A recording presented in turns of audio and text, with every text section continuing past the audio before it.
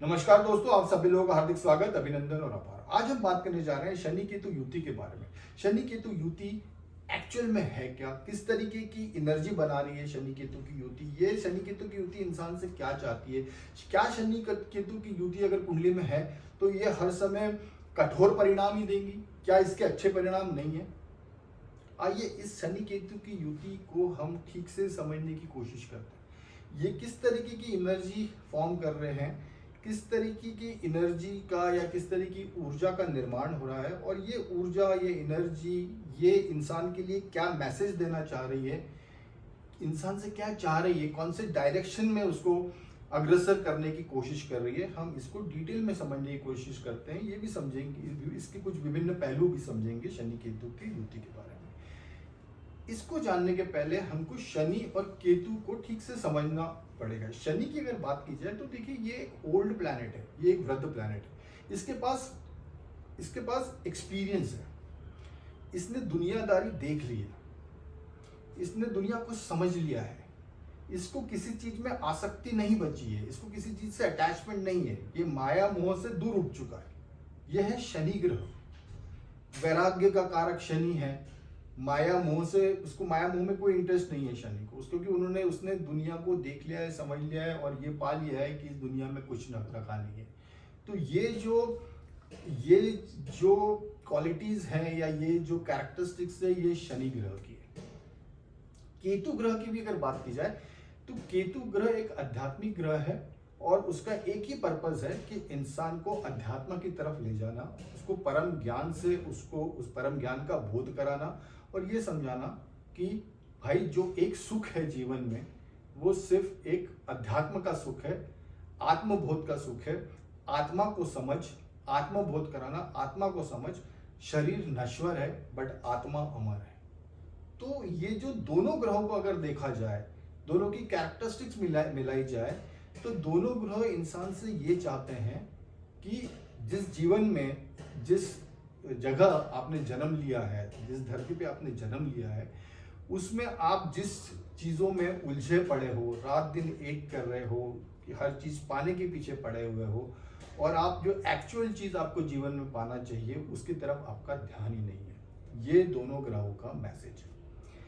अब चूंकि हर इंसान, कोई ज्यादा मात्रा में, कोई कम मात्रा में, किसी न किसी चीज के पीछे भागा जा रहा है और आज के परिप्रेक्ष्य में बात की जाए तो इंसान को हर चीज में हाय लगी हुई है, चाहे वो पैसा हो, पद हो, प्रतिष्ठा हो, एजुकेशन हो, एक दूसरे से अपने आप को ऊपर बताना चाह रहे हैं और उसी के कारण लोग एक की अंधी दौड़ में भागे जा रहे हैं। अगर करंट सिनेरियो की बात की जाए तो अब ये अगर सिनेरियो है और अगर शनि और केतु कुछ अलग चाह रहे हैं इंसान से, तो उसको समझाने के लिए वो इंसान को कष्ट देते हैं, वो प्रताड़ना देते हैं, डिफिकल्टीज देते हैं, ऑब्स्टेकल्स देते हैं, ताकि इंसान समझे, उसको रियलाइज कराते हैं कि जिस डायरेक्शन में तू जा रहा है या इस डायरेक्शन में जितने साल आपने खर्च किए हैं या जीवन 3-4 जीवन आपने 75% जीवन लगा दिया या 80% जीवन लगा दिया या पूरा जीवन लगा दिया, बट आपको मिला कुछ नहीं है।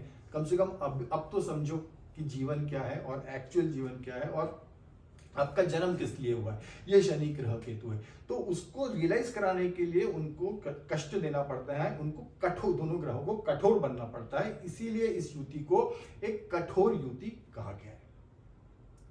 अब क्या ये युति अच्छा फल नहीं देती? ये युति अच्छा फल भी देती है। क्यों? क्योंकि देखिए, ये इस युति का, शनि जो है वो कर्म का कारक है। कर्म कर्म कर्म, सेवा सेवा सेवा, ये शनि है।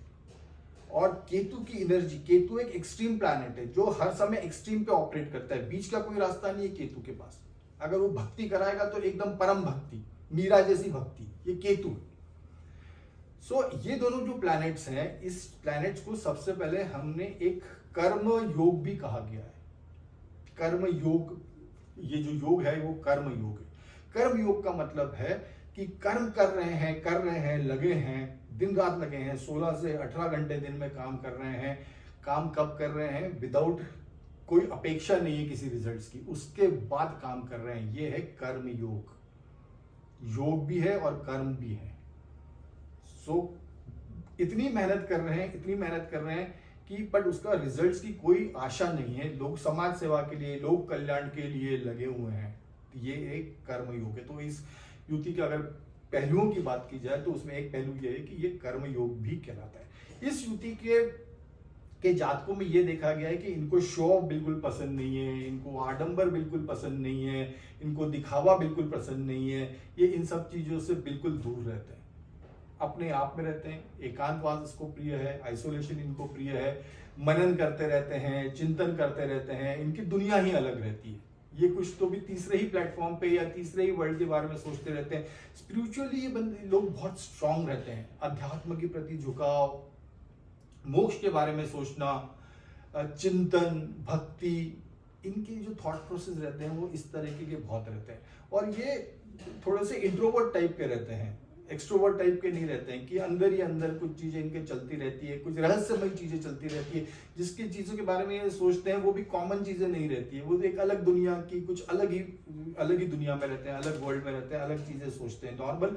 अच्छा, ये लोग ऐसे लोग होते हैं कि जो नॉर्मल लीग से हटके काम करने में बिलीव करते हैं, इनका नॉर्मल जो नॉर्मल तरीका होता है हम लोगों का काम करने का वैसा नहीं रहता। अगर ये युति किसी कुंडली में है तो ये भी देखा गया है कि ये लोग लीग से हटके काम करते हैं, अलग काम करते हैं। तो बहुत सारे जो इन्वेंशंस वगैरह हैं, बड़े बड़े इन्वेंशंस हुए हैं, जो कि जिन लोगों का आउट ऑफ बॉक्स थिंकिंग की हम बात करते हैं कि आउट ऑफ बॉक्स थिंकिंग है और कुछ नया कुछ किया, तो ये वही लोग होते हैं जिनके पास ये जिनकी कुंडली में ये कहीं युति होती है कि ये जो थिंकिंग होती है इनकी बड़ी आउट ऑफ बॉक्स होती है। तो ये भी एक इसके कुछ पहलू है। ये लोग लीग से हटके काम करने में बिलीव करते हैं। ये लोग किसी चीज को ब्लाइंडली फॉलो नहीं करते हैं, जब तक वो उस चीज में तह तक ना पहुंच जाए, डीप डाइव ना कर ले, पूरा एनालिसिस ना कर ले, वो किसी चीज को ब्लाइंडली फॉलो नहीं करते। ये इन ऐसे लोगों को रहस्यमयी बातों में भी बहुत रुचि रहती है, सीक्रेट्स में, जो कि सीक्रेट है, जो कि रहस्यमयी है। वो किसी कोई भी चीज हो कि ये पेड़ हरा ही क्यों है, ये चांद ऐसा ही क्यों है, सूरज कितने साल से है, कब है, क्या, कुछ ऐसी चीजें जो कि नॉर्मल हम डेली लाइफ में उन चीजों को ग्रांटेड लेते हैं, बट वो ये लोग उन चीजों को ग्रांटेड नहीं लेते हैं, वो उसके तह तक जाते हैं, क्योंकि उनके लिए हर चीज एक अजूबा है, एक चीज अजूबा है उनके लिए। ये ह्यूमन बॉडी भी अजूबा है, कैसे बनी, क्या बनी, कैसे चल रही है, सांस कैसे चल रही है, कुछ भी। सो कहने का मतलब है इन चीजों को, इन लोगों को रहस्यमयी बातों में बहुत इंटरेस्ट रहता है। ये लोग जो भी काम करते हैं वो खुद के लिए नहीं करते जनरली, वो समाज के लिए समाज के कल्याण के लिए, सेवा दृष्टि से एनजीओ में सतत लगे रहते हैं। और इनका इंटरेस्ट ये रहता है कि लोगों की सेवा हो इस प्लैनेट में। अगर वो लोग आए हुए हैं तो उनके कारण ये प्लैनेट में कुछ अच्छा हो, ये उनका इंटेंशन रहता है। और अगर पहलुओं की बात की जाए तो ये युति अगर किसी कुंडली में है तो first half of the life में देखा गया है कि परेशानियां रहेंगी।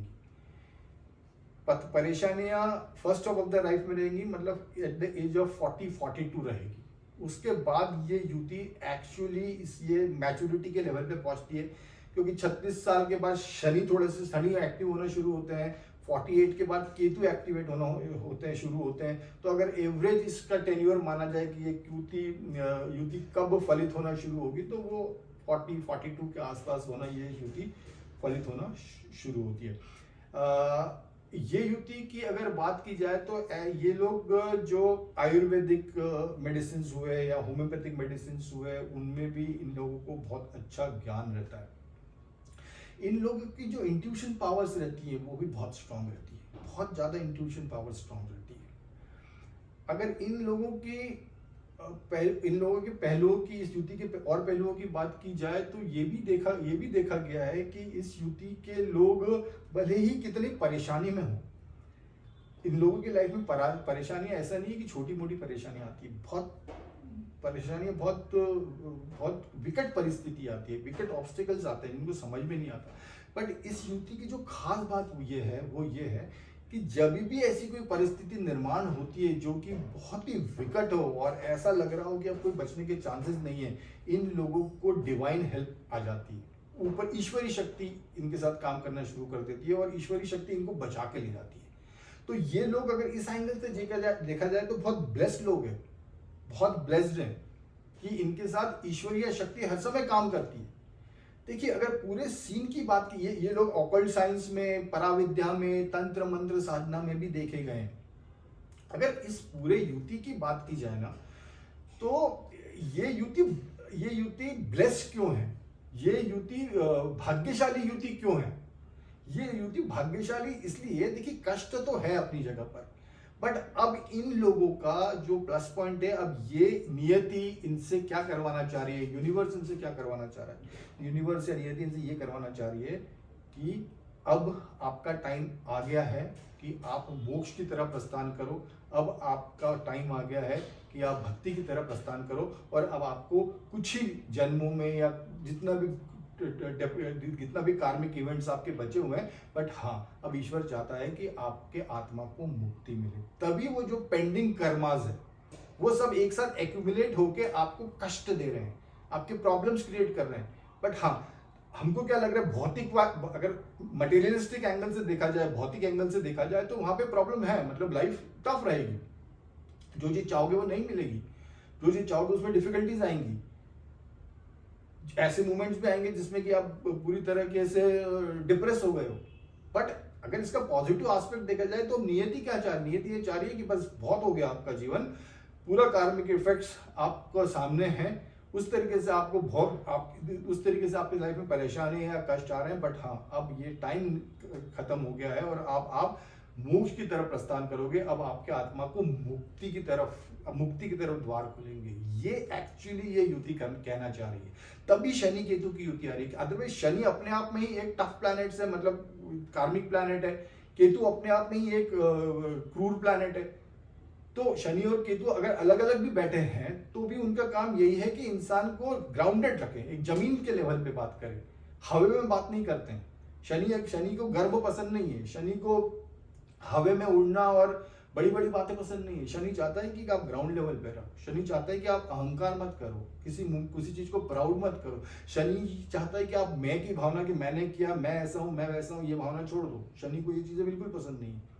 तो ये शनि केतु की युति है, इसीलिए डिफिकल्ट है, क्योंकि ये दोनों प्लैनेट एक साथ मिलके उस इंसान के पे पूरी चीजों का फोर्स लगा रहे हैं कि वो चीज उसको सेल्फ रियलाइज हो कि भाई अब तेरा जो जीवन है वो तू अलग डायरेक्शन में मोड़, और उसको वो मोड़ने के लिए, उस डायरेक्शन में जाने के लिए बाध्य कर देते हैं, इस तरीके से सर्कमस्टेंसेस बना देते हैं। So this is all about Shani Ketu युति, अगर इसको समझाने की बात की जाए इजी लैंग्वेज में। तो अगर भाव की बात की जाए तो अगर 4th हाउस में ये युति हो रही है, 4th हाउस में ये युति हो रही है, 8th हाउस में ये युति हो रही है, 9th हाउस में ये युति हो रही है, 12th हाउस में ये युति हो रही है, तो ये स्पिरिचुअलिटी के लिए ये युति बहुत ही अच्छी है, बहुत अच्छी ये युति है। अगर 4th, 8th, 9th और 12th में हो रही है। अगर ये 1st हाउस में ये युति हो रही है तो ये युति थोड़ी सी प्रॉब्लमेटिक हो जाएगी। 1st हाउस में कंफ्यूजन देगी। क्यों कंफ्यूजन देगी? क्योंकि फर्स्ट हाफ हमें कंफ्यूजन देगी, क्योंकि फर्स्ट हाफ में इतनी मैच्योरिटी लेवल इंसान का होता नहीं है, इतने डेप्थ नहीं रहती है, इतनी अंडरस्टैंडिंग नहीं रहती है, इतना पेशेंस नहीं रहता है, एस्पिरेशंस बहुत हाई रहते हैं, एम्बिशंस बहुत हाई रहते हैं, और ये युति का लग्न पे बैठना इंसान में कंफ्यूजन क्रिएट कर देता है, एक डिप्रेशन वाली सिचुएशन या इरिटेशन कह लो उसमें क्रिएट कर देता है, क्योंकि वो जो इंसान चाहता है वो उसमें उसको मिलता नहीं है, क्योंकि उस चीज में हर समय एक वो दबा तो एक्सीलेटर रहा है बट उसको हर चीज में ब्रेक मिल रहा है, तो उसके कारण दिमाग में प्रॉब्लम्स होती है। अगर ये युति 2nd हाउस में बन रही है तो आपकी जो खान पान की आदतें होंगी वो बड़ी पिक्यूलियर सी होंगी, अलग से टेस्ट होंगे। हो सकता है कि आप बहुत ज्यादा सात्विक भोजन की तरफ आपका झुकाव हो, और या ये भी हो सकता है कि आपकी जो वाणी हो, आप बड़े स्पष्ट वक्ता हो, तीक्ष्ण वक्ता हो, जिसके कि एकदम मतलब ऐसी बातें कि बात करो तो सामने वाले को हर्ट हो जाए, बट हाँ वो बात बहुत सच्ची बात होगी और उसका दिल टूट जाए, ये भी हो सकता है। तो आपकी जो बातें होंगी वो बड़ी पैनी बातें होंगी जो कि किसी का दिल तोड़ सकती है, और बट बातें होंगी सच्ची, उसमें कोई आडंबर वाली बात नहीं होगी, क्योंकि वैसे भी इस युति को आडंबर पसंद नहीं है। तो 2nd हाउस में कुटुंब में प्रॉब्लम्स देखे गए हैं, घर की सेविंग्स में प्रॉब्लम्स देखे गए हैं, तो ये युति 2nd हाउस में थोड़ा सा कंफ्लिक्टिंग सिचुएशंस क्रिएट कर देती है। अगर 3rd हाउस में देखा गया है तो दोनों टाइप के रिजल्ट देखे गए हैं। या तो इंसान को ये बहुत आलसी बना देती है। देखिए शनि कर्म का कारक है, और केतु है तो केतु कर्म चाहता है कि कर्म से मुक्ति करवाता है। तो हो सकता है कि इंसान बहुत लेथार्जिक मोड में आ जाए, बहुत आलस के मोड पे आ जाए। और अगर ये भी देखा जाए कि ये हाउस पुरुषार्थ का है, तो ये भी देखा गया है कि ऐसा इंसान के पास जो जुनून है काम करने का, उससे उससे ज्यादा जुनून किसी के पास नहीं हो सकता। फिर वो 17-18 घंटे भी काम कर सकते हैं, जिससे कि उनका भाग्य उदय हो, क्योंकि इनकी जो युति की स्टेट जो दृष्टि है वो उस भाग्य स्थान पे पड़ेगी। फोर्थ हाउस में मैंने जैसे बताया ये स्पिरिचुअलिटी की अच्छी है। फिफ्थ अगर हाउस में ये युति हो तो प्रॉब्लम है, थोड़ा सा प्रॉब्लम है इन टर्म्स ऑफ आपका डेटा, बच्चों के साथ जो रिलेशंस रहते हैं वो ठीक से नहीं रहते हैं, डिटैचमेंट रहते हैं। लव अफेयर्स की दृष्टि से भी अगर ये युति देखा जाए तो अच्छे परिणाम नहीं देती है। एजुकेशन की दृष्टि से भी देखा जाए तो हो सकता है ब्रेक एजुकेशन में भी ब्रेक हो सकते हैं। अगर ये युति 6th हाउस में हो तो ये युति बहुत अच्छे परिणाम देती है। इस युति में आप बहुत अच्छे समाज सेवक हो सकते हो, डोनेशन करने वाले, चैरिटी करने वाले, ऐसे बहुत रईस लोग हैं, मल्टी बिलियनरी लोग जो है वो हो सकता है कि उनकी कुंडली में 6th हाउस में ये युति बनी हो, और जो पैसा कमा रहे हो तो अपनी धन जायदाद वो दान में दे रहे हो। 6th हाउस में शनि केतु की युति, क्योंकि वो जितना समाज को दो, उनको समाज को देना है, उनको लोगों का कल्याण करना है, उनको अपना नहीं सोचना है। जैसे कि मैंने शनि और केतु को आपको समझाया, तो वो अपना कभी नहीं सोचते हैं, वो दूसरों का सोचते हैं, क्या कर सकता हूं। सो that is Shani Ketu in 6th house. 7th house में ये युति अच्छा परिणाम नहीं देंगी, क्योंकि देखिए अगर 5th हाउस की भी बात की जाए, 7th हाउस की बात की जाए, तो ये सॉफ्ट हाउस है, ये प्यार के हाउस है, ये लव के हाउस है, ये टेंडर के हाउस है, ये कोऑर्डिनेशन के हाउस है, और ये युति जो है वो टफ युति है। तो जब भी वो 5th में हो रही है तो हो सकता है बच्चों के साथ या लव अफेयर के साथ कोई इश्यू हो। 7th हाउस में जब हो रही है तो हो सकता है कि मैरिटल रिलेशंस में प्रॉब्लम हो, बिकॉज ये युति बड़ी ड्राई युति है। इसमें वो रोमांटिक स्पार्क है या रोमांटिक स्पार्क नहीं है, या कोई रिलेशन बेस्ड ऑन लव और रोमांस ऐसा नहीं है, बड़ी ड्राई युति है। तो जो 7th हाउस की बात की जाए तो ये एक मैरिज का स्थान है, एक प्यार का स्थान है, एक कोऑर्डिनेशन का स्थान है, एक आत्मिक संबंधों का स्थान है। तो उसमें शनि केतु जैसे ग्रह एक तो हो सकता है कि विच्छेदात्मक टेंडेंसी है केतु की, सेपरेटिव टेंडेंसी है, तो हो सकता है कि मैरिज लाइफ में प्रॉब्लम्स हो, बिजनेस पार्टनरशिप में प्रॉब्लम हो। 8th हाउस में की बात की जाए तो ये अगेन बहुत अच्छी युति है, तो हो सकता है कि इंसान ऑकल्ट साइंस में हो सकता है कि उसको रहस्यमय चीजों के अंदर वो डीप स्टडी करता हो, और फिर उसने कोई नए इन्वेंशंस किए हो, नए इनोवेशंस किए हो। और 8th हाउस में अध्यात्म के पॉइंट ऑफ से भी ये युति अच्छी। 9th हाउस में हो तो भी ये अध्यात्म के पॉइंट ऑफ से युति बहुत अच्छी है। 10th हाउस में अगर ये युति हो रही है तो ये युति 10th हाउस में बहुत अच्छी है, ताकि कर्म के क्षेत्र, ये 10th house is the house of कर्म, तो ये कर्म का ग्रह केतु के साथ ये युति बना रहा है, तो ये बहुत बड़ा कर्म योग निर्माण कर रहा है। ऐसा जातक को हम कर्म योगी कह सकते हैं, जो कि एक जुनून के साथ, एक इंटेंसिटी के साथ कर्म में लगा हुआ है। 11th हाउस में ये युति है, तो ये बहुत ही अच्छी युति है धन संपदा को लेके, अटूट धन संपदा। बट हाँ, ये युति अटूट धन संपदा कैसी आती है वो समझना जरूरी है।